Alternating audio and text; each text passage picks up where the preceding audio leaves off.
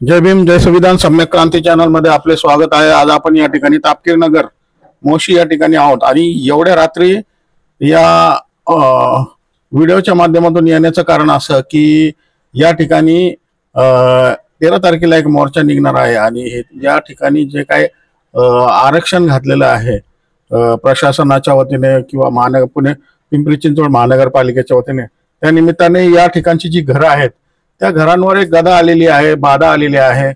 आणि जर का या गोरगरिबांची घरं जे कर्ज काढून दागिने घाण ठेवून किंवा मोलमजुरी करून पोटाला चिमटा देऊन या ठिकाणी जे घरं बांधलेली आहेत, तर त्या घरांवर गदा येत असेल तर यासारखी दुर्दैवी बाब किंवा त्यांच्यासाठी कुठलीच असू शकत नाही। काय नाव तुमचं आणि नेमकं कशा प्रकारे या ठिकाणी तुम्ही घर बांधलेलं आहे आणि हे जे काय आरक्षण आलेलं आहे त्याबद्दल तुमची काय प्रतिक्रिया आहे? ते आता घर बांधलं ते आमच्या आई वडिलांनी खूप कष्ट मजुरी करून नाही का असं लेबर काम करून घर बांधलेले, जागा घेतली आणि घर बांधलेलं आहे। अजून घर बांधण्यासाठी खूप कर्ज काढले, ते कर्ज अजून फेडलं नाही, कर्ज फेडतोय आम्ही। आणि इथं आम्ही 25 वर्षापासून स्थायिक आहे।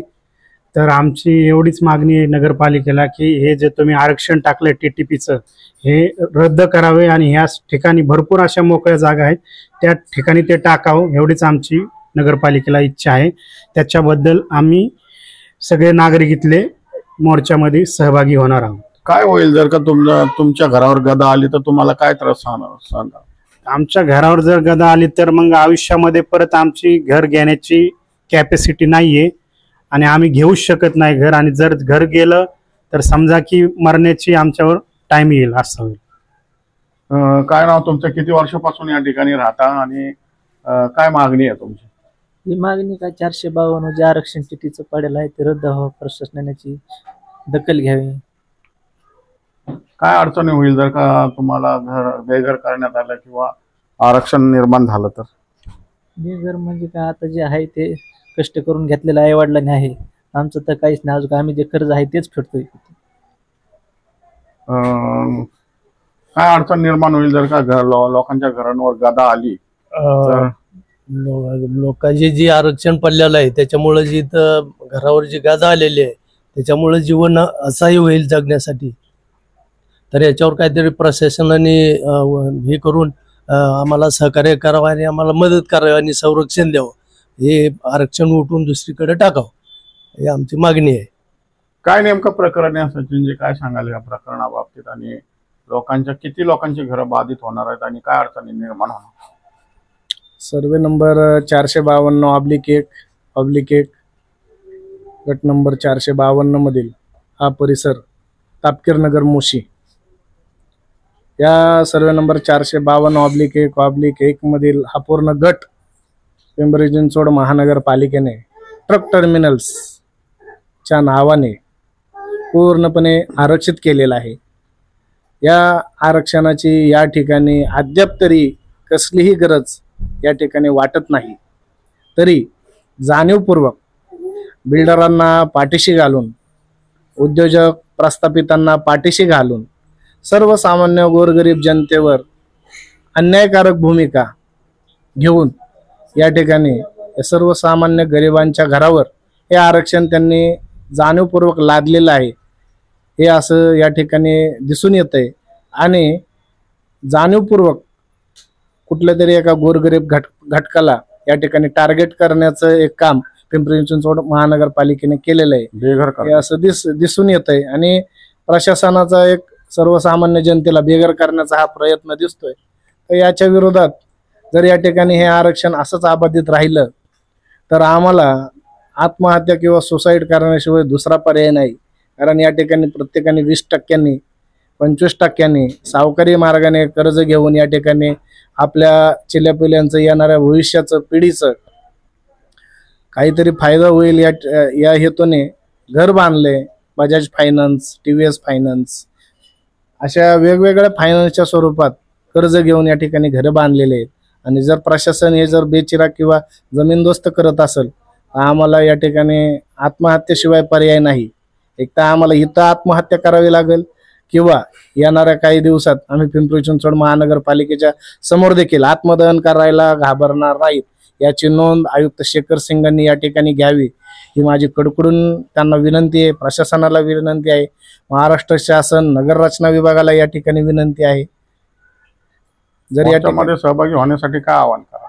मोर्चासाठी सहभागी होण्यासाठी मी या ठिकाणी सर्व घटकांना आवाहन करेन की बाबांनो, कुऱ्हाडीचा घाव तुमच्या अंगावर आलेला आहे, एकतर बचाव करा किंवा मग तुमचा जीव जाण्यापासून वाचवा, किंवा एकतर तुमचं मरण अटळ आहे, एकतर संघर्ष करा किंवा जीव द्या, ही अशी परिस्थिती आहे. त्याच्यासाठी या मोर्चाला सर्वांनी कुटुंब सहपरिवार यावं, ही माझी विनंती राहील.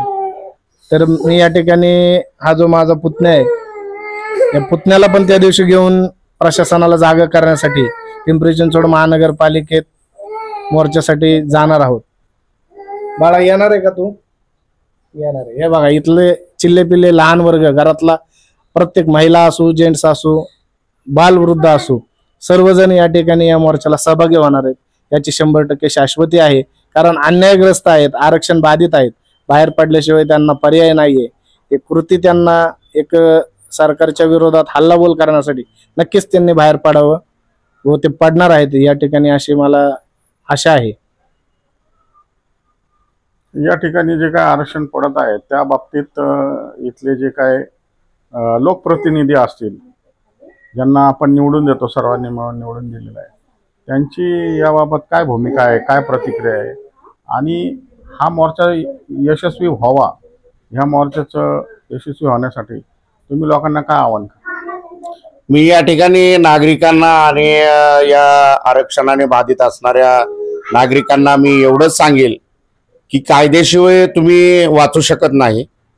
कारण कायदा तयार होत असताना, कायद्याचा मसुदा तयार होत असताना येथील लोकप्रतिनिधी हे त्या ठिकाणी असतात आणि त्यांच्या दबावाखाली त्यांना विचारात घेतल्याशिवाय कुठलंही या ठिकाणी पिंपरी चिंचवड शहरामध्ये काम होत नाही.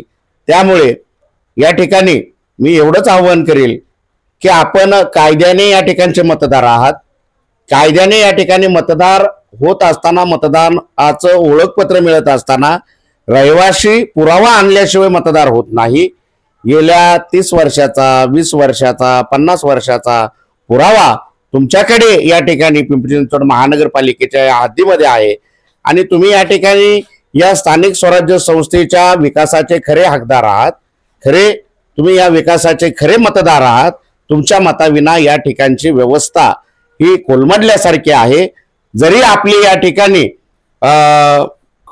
कोर्टाच्या जे काय ओबीसी आरक्षणामुळे या ठिकाणच्या ज्या काही निवडणुका पूर्ण पिंपरी चिंचवड असेल किंवा महाराष्ट्रातल्या सर्व महानगरपालिकांच्या ज्या काही निवडणुका लाभलेल्या आहेत, त्यामुळे प्रशासक या ठिकाणी आयुक्त आहे आणि आयुक्त जरी असला तरी या ठिकाणी याच्या अगोदर खासदारकीची निवडणूक झालेली आहे, आमदारकीची निवडणूक झालेली आहे आणि सातत्याने या ठिकाणच्या नागरिकांनी विरोधात की होईना किंवा सत्तेमध्ये करण्याकरता सत्तेमध्ये येण्यासाठी या ठिकाणी नागरिकांनी दोन्ही बाजूने या ठिकाणी मतदान केलेलं आहे आणि दोन्ही स्तरावरती या ठिकाणी विरोधी पक्षनेता आणि सत्ताधारी पक्षनेता हा महाराष्ट्रामध्ये बसलेला आहे. महाराष्ट्र प्रादेशिक नगररचना अधिनियम हा विधायक मंडळामधून, विधिमंडळामधून हा पारित झालेला आहे आणि त्याच्यावरती नेमलेले जे काय खाते आहेत, मग नगरविकास खाते, मंत्रालय यांच्या माध्यमातून जे स्थानिक लेवलला या ठिकाणी नगररचना विभाग पिंपरी चिंचवड महानगरपालिका असेल आणि ग्रामीणला ज्या काही जिल्हा परिषदा असतील किंवा पंचायत समिती असतील, ग्रामपंचायत असतील, या ठिकाणी त्या पद्धतीचे आरक्षण आहेत. आणि प्रामुख्यानं 2025, 2020, 2020 ते 50 पर्यंतचा जो काही विजन आहे पिंपरी चिंचवड महानगरपालिकेचं अथवा पुणे नवनगर विकास प्राधिकरणाचं किंवा जसं मुंबई नवनगर विकास प्राधिकरण झालं तसं पुणे नवनगर विकास प्राधिकरण झालं, त्याचा घटकचं खराळवाडी या ठिकाणी त्याचं एक संयुक्त कार्यालय आहे आणि पिंपरी चिंचवड महानगरपालिकेचे आयुक्त, त्या ठिकाणचे कार्यकारी अधिकारी आणि या ठिकाणचे जिल्हाधिकारी आणि या ठिकाणचे संचालक या सर्व कार्यामध्ये सहभागी आहेत. आणि याच्यामुळे जो काय आम्ही त्याच्यामध्ये गुंतलेलो जो काही मतदार आहे तो या ठिकाणी गुंतून बसलेला आहे. आणि याच्या विना हा मसुदा तयारच होत नाही.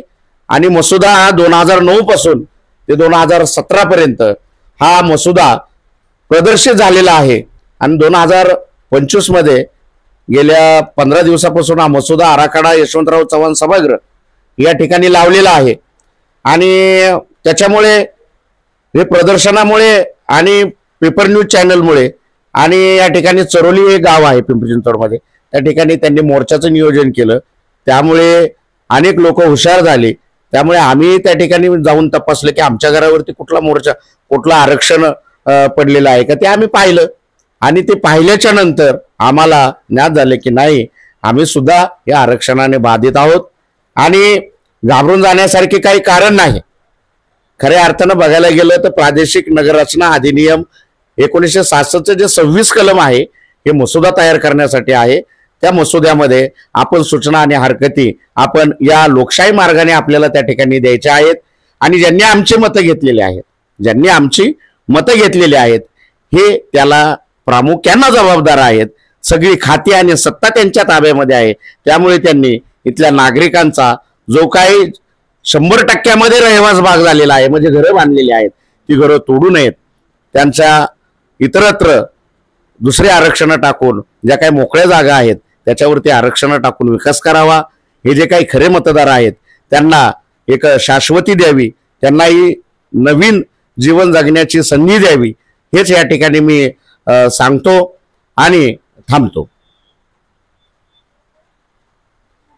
या ठिकाणी जी कुदळवाडी या ठिकाणी जी काही कारवाई झाली आणि त्या कारवाईला अनेक घरं त्यामध्ये पाडली गेली, उद्ध्वस्त केली गेली, तर त्या ठिकाणी कुठल्याही प्रकारचं प्रशासनाने ऐकलं नाही. तुम्हाला वाटतं का की या ठिकाणी प्रशासन तुमची दखल घेईल? प्रशासन, प्रशासकांचा आणि प्रशासकावर असणाऱ्या या शासनाचा दबाव आणि त्या जमिनीवरती भविष्यामध्ये प्राईम लोकेशनला काय घडू शकतं त्याच्यामध्ये आमची टक्केवारी काय असेल आणि आम्ही त्याच्यामधून आमचं भवितव्य, भविष्यातला आमचं या ठिकाणचा असणारं राजकीय बलाबल आणि या ठिकाणचे असणारी स्टेज आणि आपले स्टेटस हे त्या ठिकाणी पाहून त्या ठिकाणच्या, आता पहा, चिखली कुदळवाडी हा भाग आणि मोशी डुडुळगाव हा भाग, ज्या ठिकाणी गोरगरीब म्हणजे मांग मार चांभार कुंभार तेली ढोरी, मग मुस्लिम असेल, मायनॉरिटी असेल, अशाच्याच जमिनीवरती आणि तुरळक जे ओपन कास्टमध्ये येतात, ओबीसी कास्टमध्ये येतात, अशा लोकांवरती सुद्धा या ठिकाणच्या काही जमिनींवरती आरक्षण पडलेली आहेत. आणि या ठिकाणी दिसते, आता कुदळवाडीचा भाग तुम्ही माझ्याशी विचारला, परंतु कुदळवाडीमध्ये आमच्या नातेवाईक रोकडे आहेत, नंतरून लोंढे आहेत, हे जे काही नातेवाईक आहेत यांच्याही त्या मूळ जमिनी आहेत, त्यांनाही कायदेशीर स्थान महसूलच्या अधिनियम 1960 या कायद्यानुसार त्यांना अधिकार दिलेले आहेत. परंतु आता त्या ठिकाणचा जो काय आमचा बौद्ध समाज आहे, जे मी जातींचा उल्लेख केला, तो समाज आहे, यांना खऱ्या अर्थानं जी मूळ मालकी आहे, जे भूमिहीन झालेले आहे, त्यांना मिळणार का? त्यांना तो अधिकार मिळणार का? किंवा ज्यांनी भांडवलदारीने त्या ठिकाणी काहींनी कुलमुक्त्यार केला आहे, काहींनी पॉवर ऑफ पॅटर्नी केलेले आहेत, का त्यांना अधिकार मिळणार? की पूर्णतः शासनाला, प्रशासनाला आणि ज्यांनी त्या ठिकाणी पैसे लावलेले आहेत त्या ठिकाणी त्यांना मिळणार? हा या ठिकाणचा खरा अर्थ आहे. या ठिकाणी गोरगरीब हा चिरडला जाणार आहे, ज्याला कायद्याचं भान नाही तो चिरडला जाणार आहे. परंतु जो कायद्याचं भान असणारा जो नागरिक आहे तो यांना जाब विचारल्याशिवाय राहणार नाही. वेळीच त्यांनी या क्रांतीला सामोरे जाऊन, नागरिकांनी सामोरे जाऊन इथल्या प्रशासनाला आणि प्रतिनिधींना जाब विचारला पाहिजे. आणि तो विचारण्याचा अधिकार भारतीय संविधानाने दिलेला आहे. आणि हे जे काय गौड बंगाल चाललेलं आहे हे थांबवावं. जिथं जिथं नागरी वस्ती आहे पिंपरी चिंचवड शहरामध्ये त्या ठिकाणी वरचे आरक्षण काढून घ्यावीत. हेच या ठिकाणी उर्वरित ज्या ठिकाणी पूररेषा आहे त्या ठिकाणचं काढलंच पाहिजे, पण पूररेषेवरती होत असताना खरेदी विक्रीवरती निर्बंध घालावेत. नंतरून ज्या रेड झोनने बाधित काही जमिनी आहेत त्या ठिकाणचं बंद करावं. आणि अशा जे काही ज्याच्यामुळे समाजाला धोका निर्माण होईल अशा ठिकाणच्या ज्या काही बाधित जमिनी आहेत या ठिकाणी वरती खरेदी विक्री बंद करावी. त्या ठिकाणी जे मूळचं आरक्षण आहे तेच टाकावं, हेच या ठिकाणी मी या व्हिडिओच्या माध्यमातून आव्हान करेन.